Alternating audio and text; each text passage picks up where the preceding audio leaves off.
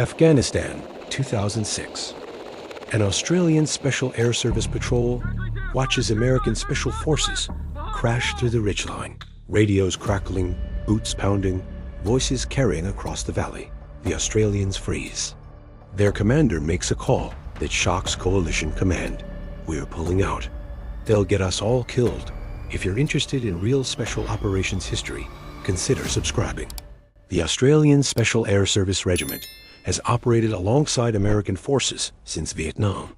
Forged in the jungles of Borneo and Malaya during the 1950s and 60s, the SAS built its reputation on patience, silence, and weeks-long reconnaissance missions deep behind enemy lines. Their selection course remains one of the world's most brutal, a 3-week ordeal where candidates navigate hundreds of kilometers alone through the Australian outback with minimal equipment and food. The failure rate exceeds 90%. By the time Operation Enduring Freedom began in 2001, Australian SAS squadrons were embedded with U.S. Special Operations Command across Afghanistan. The regiment deployed multiple squadrons on rotations, integrating with American, British, and Canadian Special Forces under International Security Assistance Force Command. Coalition planners expected seamless integration between allied elite units. Both forces were highly trained professionals with rigorous selection standards. Both shared identical strategic objectives and enemy targets. Both had decades of special operations experience and proven combat records. But nobody expected what would tear them apart on the ground. The problem wasn't courage, competence, or commitment to the mission. It was something far more fundamental to how they approached warfare itself. Military records and veteran accounts reveal a doctrinal clash so severe it threatened coalition effectiveness across multiple provinces. Australian SAS operated on 72-hour insertion protocols, absolute radio silence, no visible movement during daylight hours, zero thermal signature detectable by enemy observation posts. American Doctrine emphasized speed, overwhelming firepower, continuous air support coordination, and maintaining constant communication with command elements and supporting units. The difference in practice? Australian patrols could remain undetected 200 meters from enemy positions for days at a time without being compromised. American units, according to SAS field observers and operational reports, announced their presence from kilometers away through sound, movement patterns, and electronic emissions. How do you fight a war when your allies' tactics fundamentally contradict everything you've trained for? The tension emerged during joint planning sessions at Kandahar Airfield in late 2001. According to veteran accounts and military historical records, Australian SAS teams arrived expecting mission briefings conducted in secure, sound-dampened facilities with restricted access and strict information compartmentalization. Instead, they found American planning rooms filled with multiple radio frequencies broadcasting simultaneously, personnel moving constantly between workstations, and tactical coordination happening across open channels that anyone with appropriate clearance could monitor. One SAS sergeant later described the cultural shock in a detailed interview with Australian military historians conducting the official special operations Command Oral History Project. We'd spend 3 weeks preparing a single insertion, studying every rock formation, every goat path, every village routine, down to what time the baker lit his oven and which routes the shepherds used. Then we'd brief with the Americans, and they'd want to insert by helicopter at dawn, with Apache gunship support standing by on station for immediate fire. Support. Documentation from Special Operations. Command Archives shows the doctrinal divide went far beyond noise discipline and tactical patience. Australian SAS selection and training emphasized land navigation without GPS technology, survival on minimal rations for extended periods, and the physical and mental ability to remain static in observation positions for 18 hours without any movement whatsoever. Candidates learn to control breathing, manage pain from cramping muscles, and maintain focus despite extreme discomfort.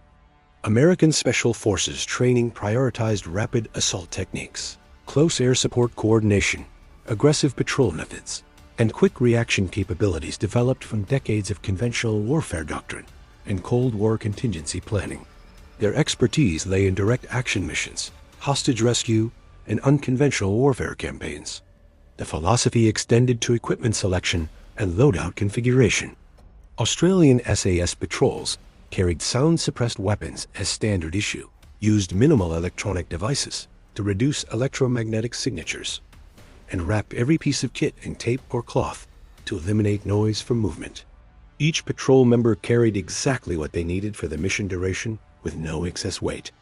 American loadouts included standard-issue rifles, multiple radio systems for different communication nets, infrared markers for air support identification, and equipment optimized for firepower and communications capability over stealth and silence. The breaking point came during Operation Anaconda planning in early 2002. Coalition intelligence identified a significant Taliban command position in the Shah-i-Kot Valley of Paktia province. Australian SAS commanders proposed a 2-week infiltration operation, moving approximately 800 meters per night on foot, establishing covert observation posts in elevated positions, building a complete enemy pattern of life analysis documenting movement schedules, supply routes, leadership meetings, and command relationships before taking any direct action. The American operational plan called for immediate insertion via Chinook helicopters with AC-130 gunship overwatch, providing suppressive fire during approach and extraction. According to veteran accounts from both coalition partners, the planning sessions revealed such fundamentally different tactical philosophies that Australian commanders requested separate operational zones and insertion timelines to avoid compromising their reconnaissance methodology. The conflict escalated significantly during joint missions in Uruzgan province between 2005 and 2007. Multiple veterans from both nations have confirmed incidents where Australian patrols physically separated from American elements mid-operation, sometimes without prior coordination with higher command elements. In one documented case from 2006, a combined patrol was tracking a high-value Taliban commander across mountainous terrain near Taring Kaut district center. Mission logs indicate the Australian element moved in complete silence, hand signals only. Weapons kept on safe, except for the point man scanning forward.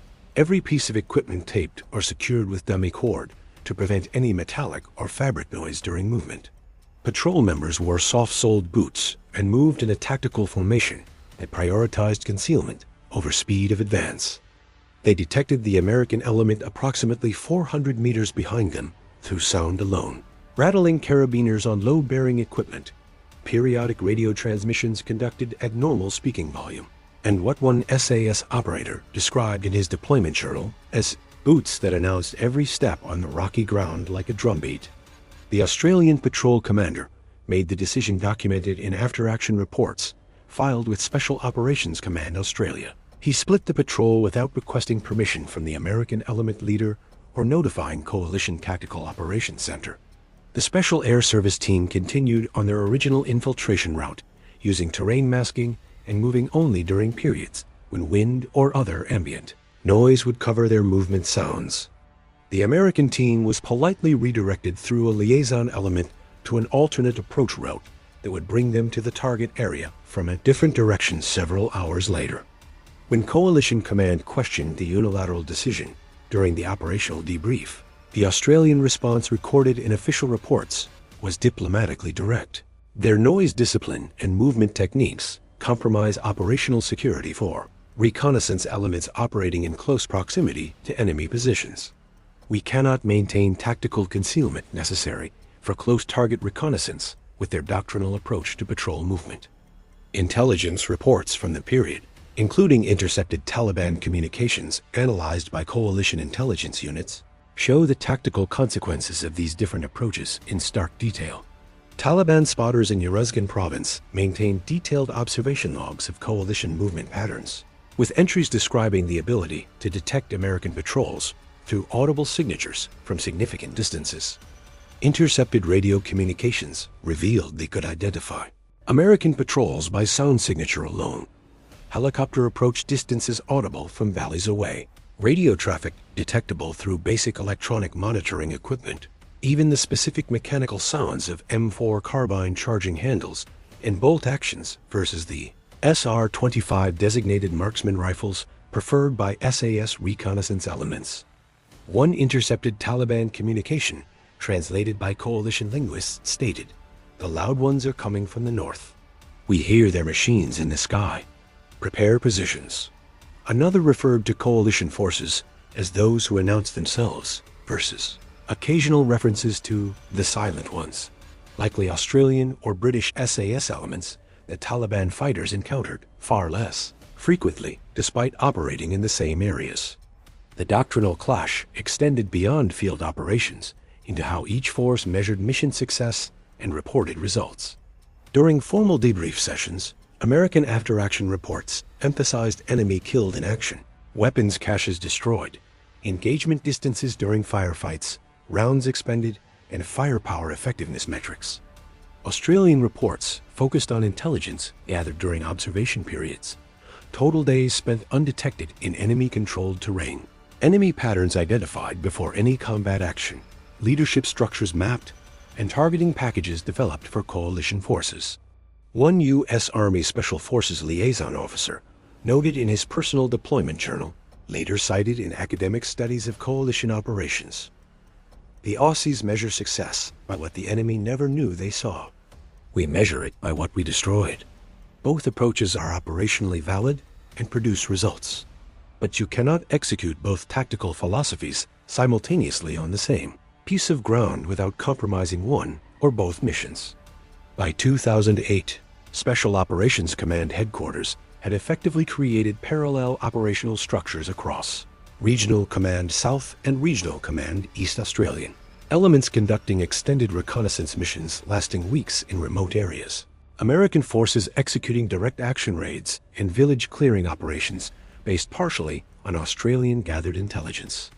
The system produced operational results, but not as coalition planners originally envisioned when designing integrated multinational task forces. Official operational records show the solution came through deliberate separation rather than forced integration or doctrinal compromise. Australian SAS units increasingly operated independently across remote provinces, conducting reconnaissance missions lasting between 4 and 6 weeks in areas with minimal coalition presence and heavy Taliban influence. Their intelligence product detailed pattern of life analysis, target identification packages, terrain assessments, and enemy order of battle reports fed directly into coalition targeting cells at Bagram and Kandahar. But tactical execution remained completely separate from American operations. American Special Forces and Navy SEAL teams continued their doctrinal approach of rapid insertion, overwhelming firepower at the point of contact, and aggressive patrol techniques supported by continuous air assets and quick reaction forces. Neither approach was operationally wrong or tactically flawed. They simply reflected different operational philosophies developed over decades of separate institutional experience and distinct strategic requirements. The effectiveness of both approaches became clear through documented operational results across multiple years. Between 2005 and 2013, Australian SAS squadrons operating in Afghanistan maintained what military analysts and special operations scholars call an extraordinary operational achievement. Multiple extended reconnaissance missions where patrol elements remained undetected within 500 meters of enemy positions for weeks at a time, often observing the same locations continuously. Their intelligence contributions directly led to numerous documented high-value target eliminations and countless additional operations, most conducted by American or British Special Operations Forces based entirely on Australian reconnaissance and surveillance reporting. Official recognition came through military channels and formal commendations from coalition partners. Senior American commanders consistently praised the Australian SAS for their exceptional reconnaissance capabilities and intelligence gathering operations in denied and contested terrain. The regiment's reputation for operating independently in some of Afghanistan's most dangerous provinces became legendary within special operations circles. Their ability to gather actionable intelligence without detection allowed coalition forces to conduct precision strikes against Taliban leadership networks throughout the campaign. The fundamental doctrinal differences never fully resolved during the 13-year Afghanistan campaign. A comprehensive operational review by Special Operations Command analyzed force integration challenges across all coalition special operations in theater. The assessment directly acknowledged fundamental incompatibilities between reconnaissance-focused and direct action-focused special operations doctrines operating in the same battlespace. The official recommendation wasn't to force tactical integration or standardize approaches, but rather to recognize and leverage complementary capabilities through coordinated but operationally separate missions. By the time Australian combat forces withdrew from Afghanistan in 2013, the operational model had fully evolved into an accepted framework used across coalition planning. SAS reconnaissance elements conducting deep penetration missions and feeding detailed intelligence to American direct action units. Separate insertion methods, separate operational areas, separate tactical approaches and techniques, but unified strategic objectives and shared intelligence architecture. One American Special Forces colonel summarized the evolution in his final deployment report. The Australians see what we cannot.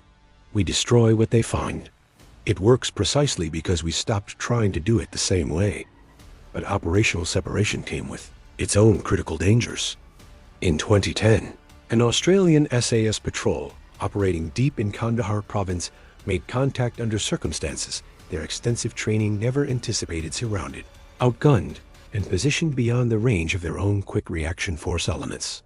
The unit that responded to their emergency call wasn't Australian. And what happened during that rescue operation would force both nations to fundamentally reconsider everything about joint special operations doctrine and the risks of fighting alone. If you want to explore more real special operations stories based on documented history, subscribe to the channel. Drop a comment below. Which Special Forces unit's actual operational doctrine and combat history do you want examined next? See you in the next video. Until then, stay tactical.